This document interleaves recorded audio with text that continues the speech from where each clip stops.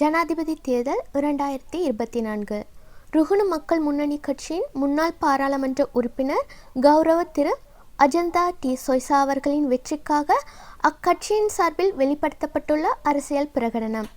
முதற்கண் எங்கள் அன்பிற்கு என்றென்றும் பாத்திரமாயுள்ள எம் தாய் நாட்டை வணங்கி எம்முடைய சகோதர சிங்கள, தமிழ், முஸ்லிம், மலாய், பரங்கியர் முதலான எல்லா இன மக்களையும் வரவேற்கின்றேன். என்றும் இல்லாதவாறு செப்டம்பர் 21 முற்றிலும் ஒரு தீர்மானிக்கத்தக்க ஜனாதிபதி தேர்தலை நடத்த சகல ஆயத்தங்களும் நடந்து கொண்டிருக்கின்றன. இதற்காக பல்வேறு அரசியல் கட்சிகளும் மற்றும் சுயாதீனமாக இயங்கும் சக்திகளும் ஒட்டுமொத்தமாக சேர்ந்து 39 வேட்பாளர்கள் தேர்தல் களத்தில் தோன்றுகின்றார்கள். அவர்களில் எங்கள் ருகுணு மக்கள் முன்னணி கட்சியின் சார்பாக முன்னாள் பாராளுமன்ற உறுப்பினரான அஜந்தா டி சொய்சா அவர்கள் உங்கள் முன்னிலையில் தோன்றியுள்ளார்.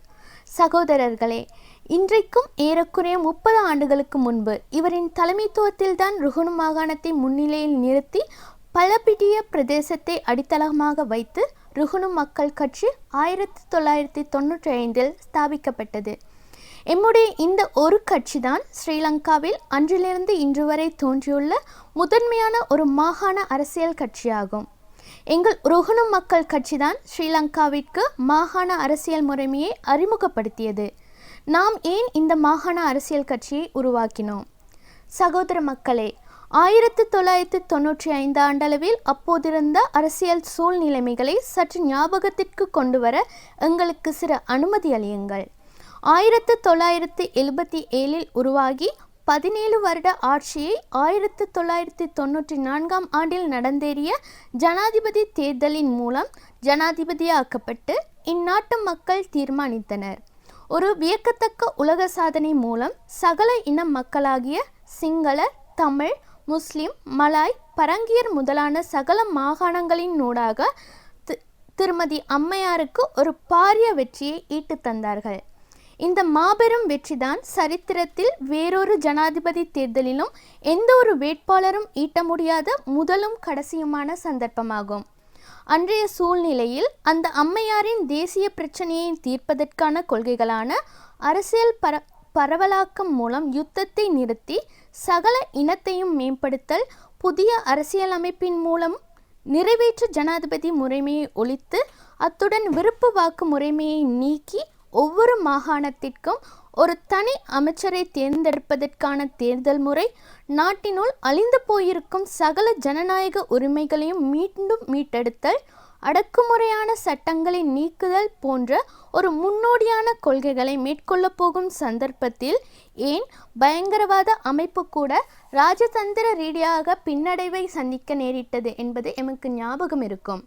ஆனால் துரதிர்ஷ்டவசமாக அம்மையாரின் இக்கொள்கைகள் ஒன்றையுமே கடந்த 11 ஆண்டுகளாக ஈடேற்றுவதற்கான அரசியல் மனோதிடம், அர்ப்பணிப்பு, புகழ் இல்லை என்றாலும் அன்றைய 1994 காலகட்டங்களில் நிலைமையும் அப்படிதான் அமைந்திருந்தது.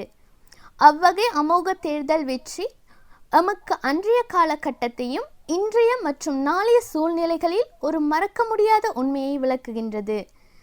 இன்றைக்கு 30 ஆண்டுகளுக்கு முன் இத்தகைய ஒரு ஜனாதிபதி தேர்தலில் முழு நாட்டினதும் 60% அதிகபட்ச மக்களின் வாக்குகளினால் வெற்றி ஈட்டியது.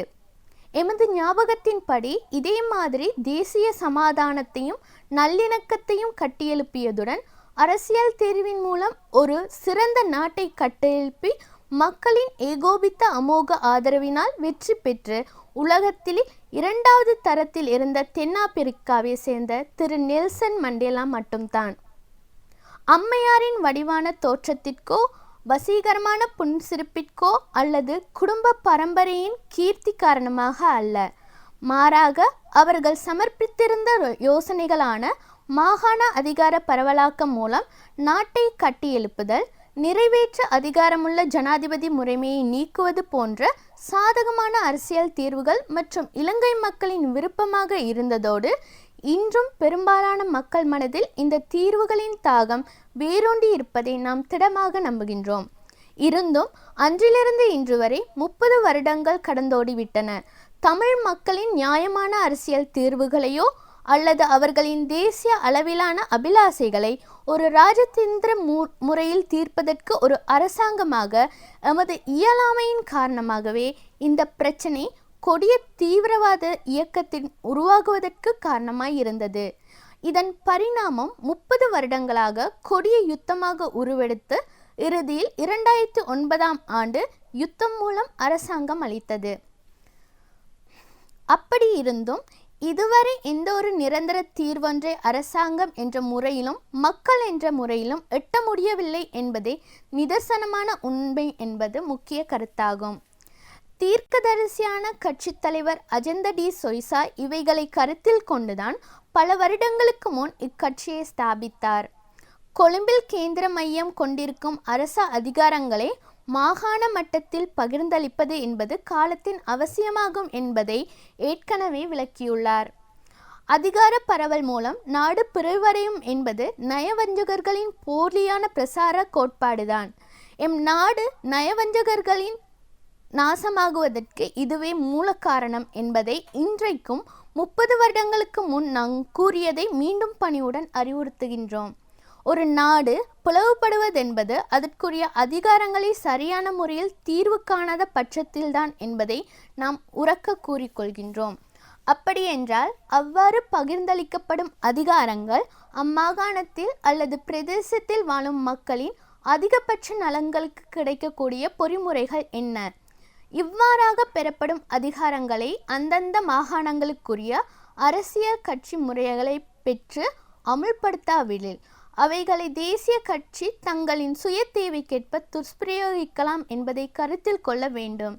தற்சமயம் இந்தியாவிலும் நடைமுறைப்படுத்தப்படுவது இதுதான். மாகாண அதிகார பரவலாக்கம் மூலம் தங்களது மாகாணங்களுக்குரிய அபிவிருத்திகளையும் முறையாக விரிவுபடுத்துவதன் மூலம் தங்களின் மாகாணங்களின் ஒட்டுமொத்த நாட்டையும் சக மாகாணங்களுடன் சேர்ந்து முன்னேற்றுகின்றார்கள். ஆகவே அதிகார பரவலாக்கம் என்பது மாகாணங்களுக்கு இடையே நாட்டை பிரிப்பதல்ல, ஒரு அபிவிருத்தி சார்ந்த யுத்தத்தின் மூலம் நாட்டை முன்னோக்கி கொண்டு செல்வதாகும். அதிகார பரவலாக்கம் மூலம் அரசியல் தீர்வு, தேசிய ஒற்றுமை மற்றும் ஒருமித்த மனதுடனான ஸ்ரீலங்கா மக்கள் என்ற ஒரு அந்தஸ்து சகலரது மனதிலும் உருவாகி மாகாணங்களுக்கு இடையிலான அபிவிருத்திக்கான யுத்தம் தோன்றி சில காலங்களில் நெம் தாய்நாடு அதி உயர்ந்த ஒரு அந்தஸ்தை எட்டும் என்பதே எமது கருத்து. இவ்விடத்தில் திரு அஜந்த டி சொய்சா தான் இந்த கொள்கைக்கான முதல் அடிக்கலின் ஸ்தாபகரும் நிர்மாணிப்பாளரும் என்பதை நாம் கூறிக்கொள்ள விரும்புகின்றோம். இந்த தருணத்தில் சிங்கப்பூரின் முன்னேற்றத்தின் சிரேஷ்ட ஸ்தாபகரான திரு லீ குவான் யூவின் சுயசரிதையில் எமது தாய்நாட்டின் மீது கூறப்பட்ட கருத்தை கூற விரும்புகிறேன். சிங்கப்பூரையும் கொழும்பு நகரம் போல நிர்மாணிப்பது மிகவும் அவசியம் என்றார். ஆனால் அவரின் சுயசரிதையில் இறுதியில் ஸ்ரீலங்கா முகம் கொடுத்த பாதகமான நிலைமையை மிகவும் துயரத்துடன் குறிப்பிட்டிருந்தார். மேலும் அவர் குறிப்பிடுகையில், ஸ்ரீலங்கா எமது சிறுபான்மையினரின் உணர்வுகளையும் ஆசைகளையும் முறையாக முகாமைத்துவம் செய்ய இயலாது போனதுதான் ஒட்டுமொத்த வீழ்ச்சிக்கே காரணம் என்றார்.